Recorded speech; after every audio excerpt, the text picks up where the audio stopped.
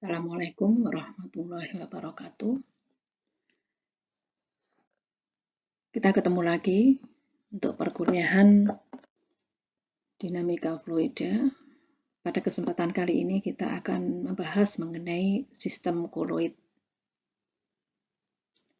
Sistem koloid itu sudah dekat dengan kita ya, dalam kehidupan sehari-hari sangat dekat dengan kita. Ya, banyak sekali manfaat dari sistem koloid ya. Susu, keju, roti, berbagai jenis obat-obatan dan juga bahan kosmetik merupakan contoh sistem koloid. Darah dalam tubuh kita itu juga merupakan suatu sistem koloid. Jadi sistem koloid ini sangat penting kita pelajari dan karena ini sangat erat di dalam kehidupan kita. Ya. Jadi setiap hari kita menjumpai sistem koloid.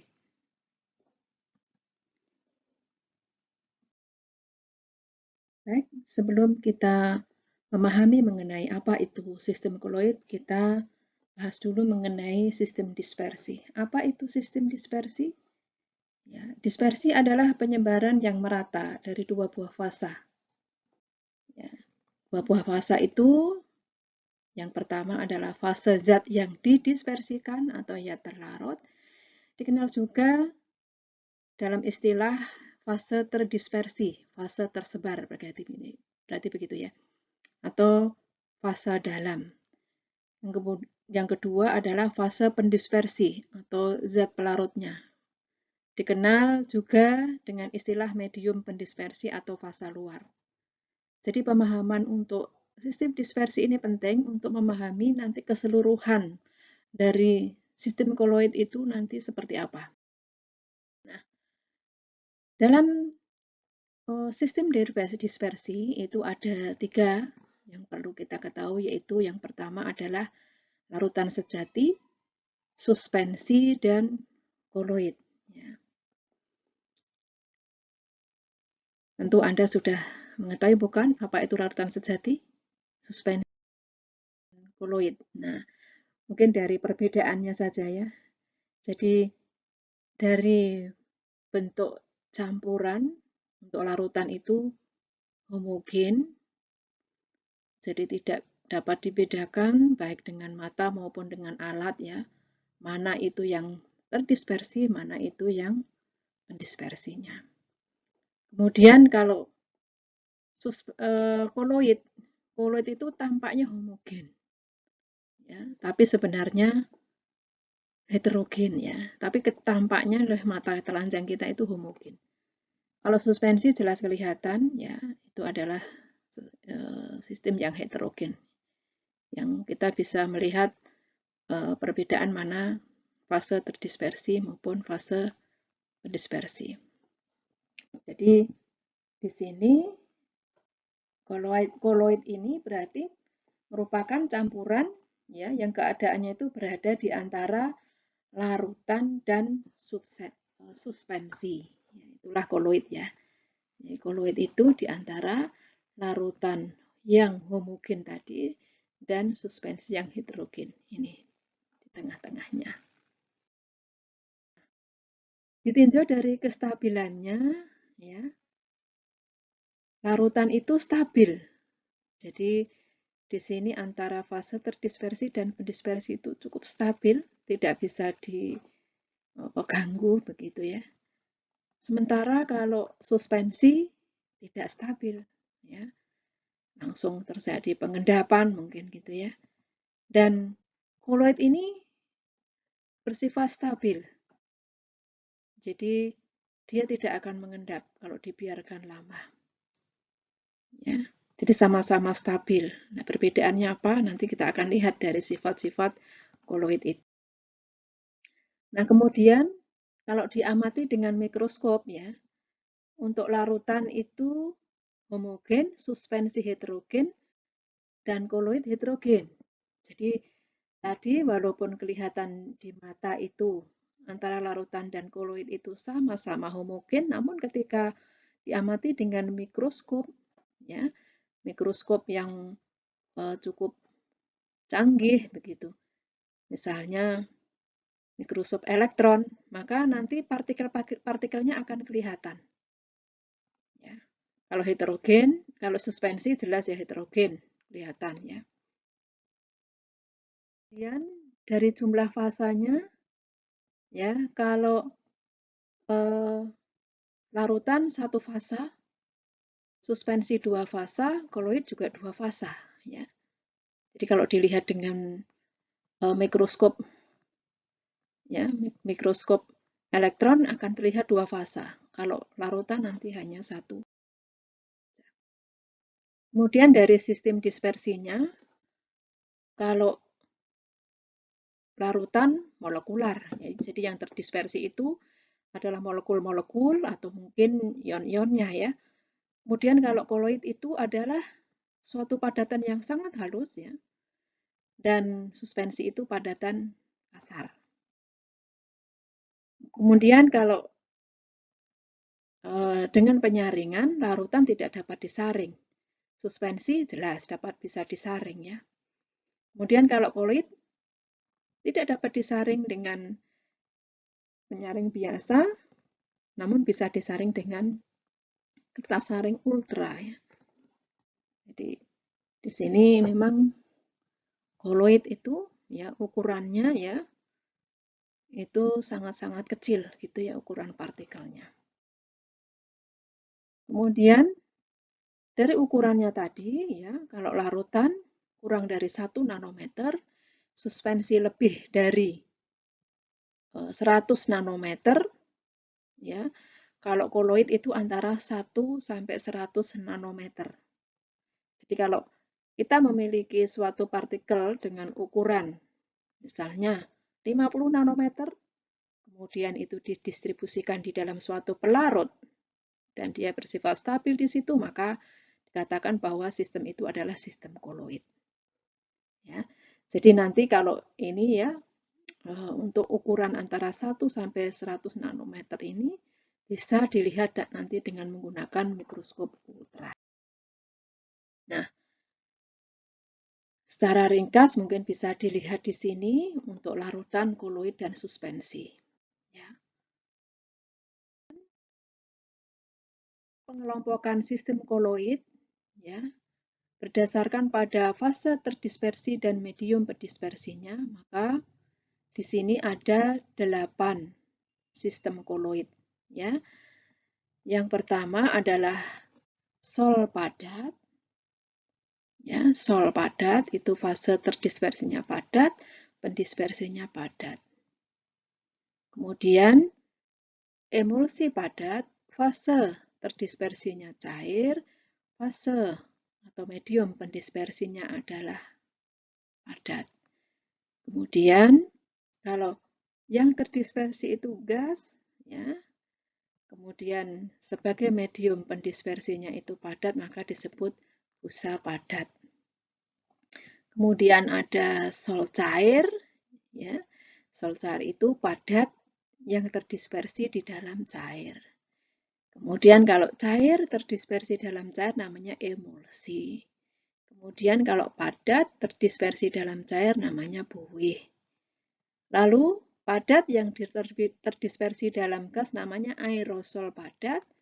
Cair yang terdispersi dalam gas namanya aerosol cair. Dan gas yang terdispersi dalam gas ini masuk larutan sejati. Ya, jadi nanti homogen ya, homogen tidak bisa bedakan antara mana fase terdispersi dan mana fase pendispersinya. Ingat, kombinasi antara zat terdispersi gas dan medium pendispersi gas selalu dan pasti akan membentuk larutan sejati ya, bukan. Nah, ini adalah jenis koloid dan contohnya ya. Silahkan nanti dicermati contoh masing-masing ya. Ini merupakan contoh-contoh bahan atau material yang ada di dalam kehidupan kita ya. Ternyata kita dikelilingi ya oleh sistem koloid. Nah, di sini ada istilah sol emulsi buih ya. Jadi kalau sol itu adalah koloid dengan zat terdispersinya padat. Emulsi koloid dengan zat terdispersinya cair. buih koloid dengan zat terdispersinya fase gas ya. Jadi di sini ada kata kunci sol ini ya berdasarkan pada fase terdispersinya pada cair gas ya. Sol, padat, emulsi, cair, buih, gas ya. Mungkin itu nanti lebih mudah untuk mengingat ya. Nah, kemudian ini sol padat ya. Sistem koloid ini terbentuk dari fase terdispersi berupa padatan dan pendispersinya juga berupa padatan ya. Jadi ini Anda tentu sudah sangat familiar ya dengan peralatan-peralatan rumah tangga itu juga termasuk sebenarnya adalah sol padat ya. Ini campuran dari beberapa logam ya. Sehingga membentuk sol padat. Gelas yang berwarna itu juga merupakan sol. Kemudian emulsi padat ya. Jadi emulsi itu ada emulsi padat, emulsi cair. Ya, emulsi padat berarti di sini sistem koloid ini terbentuk dari fase terdispersinya berupa cairan dan pendispersinya berupa padatan. Contohnya keju, lain-lain.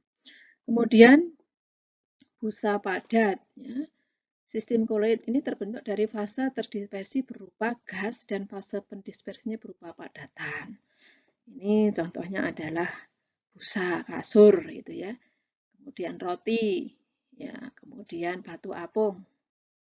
Kemudian sol padat cair, sistem koloid ini terbentuk dari fase terdispersi berupa padatan dan fase pendispersinya berupa cairan ya. Contohnya apa?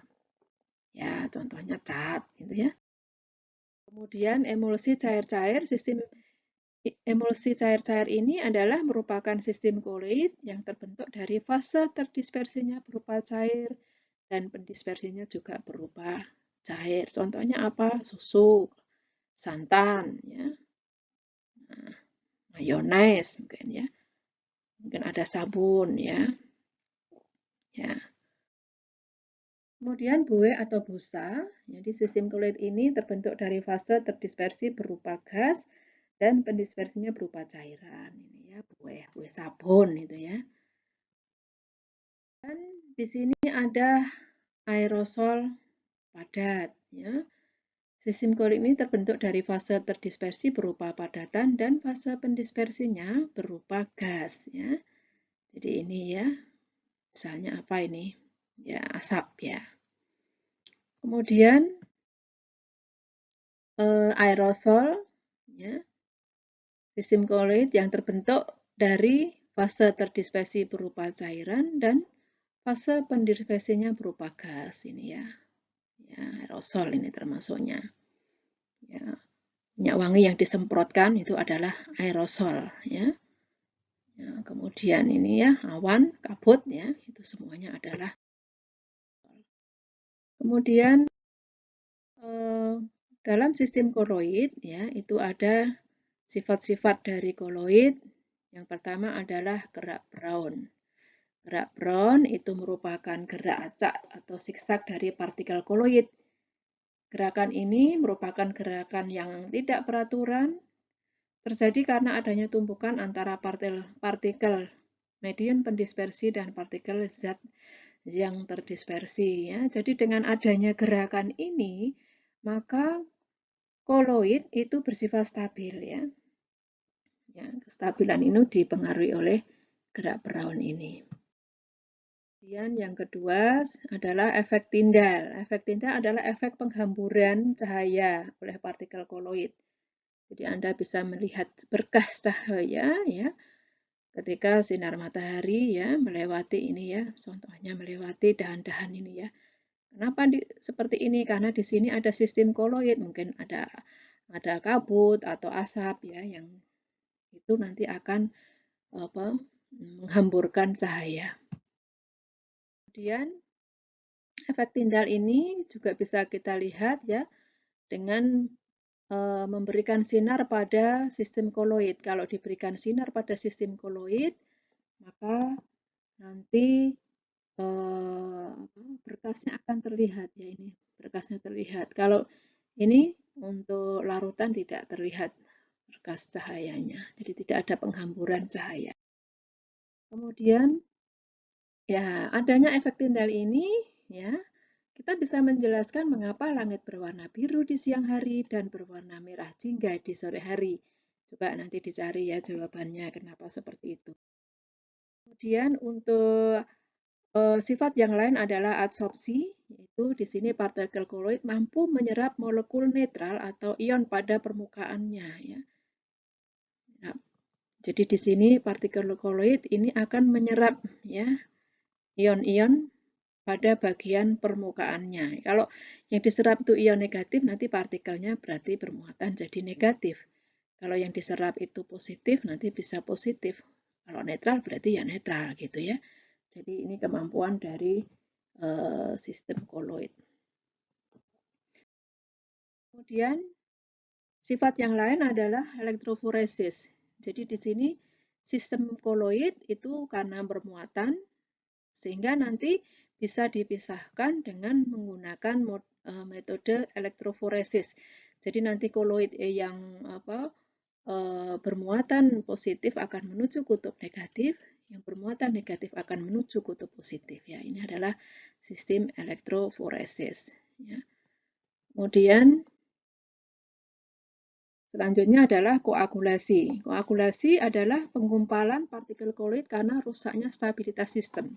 Jadi tadi kita sudah mengetahui bahwa larutan dan koloid itu stabil ya, tidak bisa disaring. Namun untuk koloid ini bisa diganggu kestabilannya dengan cara diberikan sesuatu ya, baik itu mekanik maupun mungkin dengan bahan kimia, secara fisik maupun kimia ya.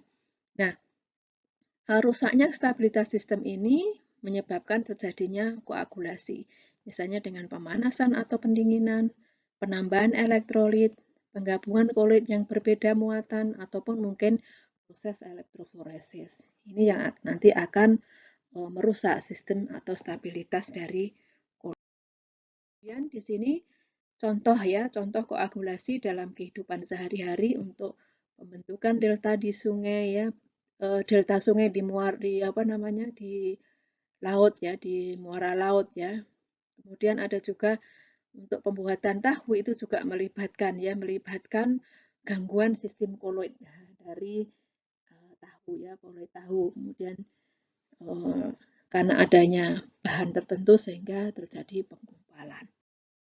Nanti Anda bisa mendiskusikan dengan teman-teman Anda atau mungkin Anda bisa mencari di literatur untuk menjelaskan bagaimana terbentuknya delta di muara sungai, bagaimana tawas bisa menjernihkan air yang keruh, kemudian bagaimana proses pembuatan tahu, barangkali juga nanti bisa Anda cari di informasi di literatur ya. Ini adalah salah satu beberapa contoh ya, beberapa contoh koagulasi atau gangguan ya, gangguan dari stabilitas sistem. Kemudian koloid liofil dan liofob.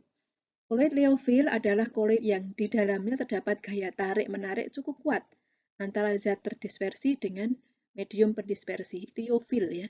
Jadi ini ada gaya tarik-menarik yang sangat kuat ya, sehingga bisa menyatu. Contohnya agar-agar. Ya, kemudian sol kanji itu antara terdispersi dan mendispersinya ada gaya tarik-menarik. Kemudian kalau koloid liofob berarti kebalikannya ya. Kalau tadi kuat ini berarti lemah ya. Contohnya susu, sol belerang, sol FeOH 3 kali ya, ini gaya tarik-menarik antar zat terdispersi dan medium pendispersinya itu lemah. Nah, selanjutnya adalah dialisis ya. Dialisis adalah proses penyaringan partikel koloid dari ion-ion yang terabsorpsi.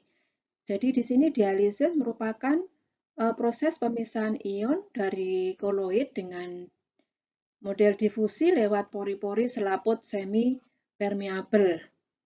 Nah, pori-pori itu biasanya berdiameter kurang dari 100 nanometer dan 100 angstrom, maaf, 100 angstrom, dan mampu dilewati molekul air serta ion-ion kecil, sedangkan koloid tidak dapat melewatinya. Jadi ini yang disaring adalah ion-ion kecil ya, menuju ke larut. Nah, dialisis ini digunakan untuk memurnikan sol koloid ya. Contohnya adalah darah ya. Jadi penerapan khusus yang sering ditemui adalah untuk merawat pasien yang mengalami kerusakan ginjal.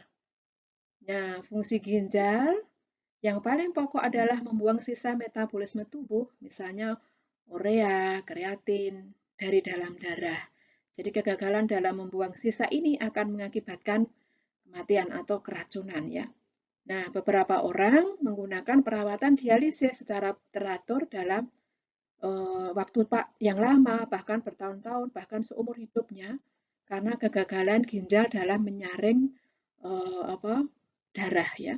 Nah, pasien lain menggunakan dialisis untuk menyambung hidup sampai memperoleh mungkin ginjal yang disangkokkan. Jadi satu-satunya jalan kalau ginjalnya sudah tidak mampu lagi sebagai penyaring, maka harus diganti ginjalnya.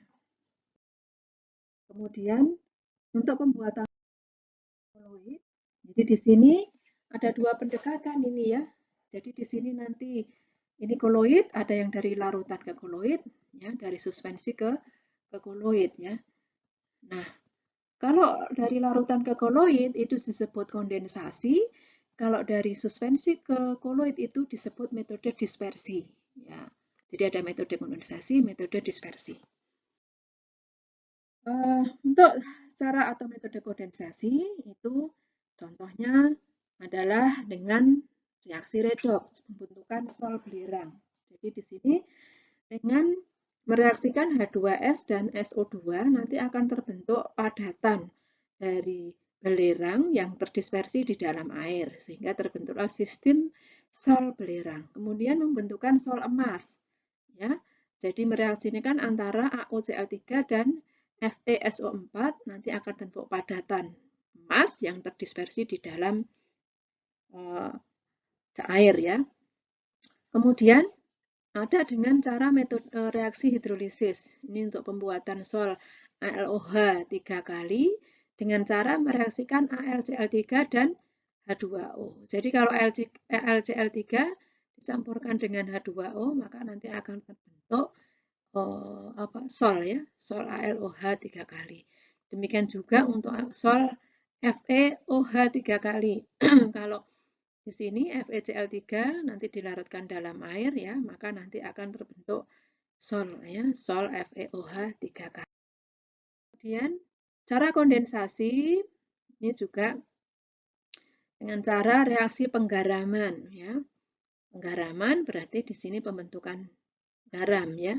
Jadi ini garam 1, garam 2 akan diperoleh garam 3 dan garam 4 dan seterusnya.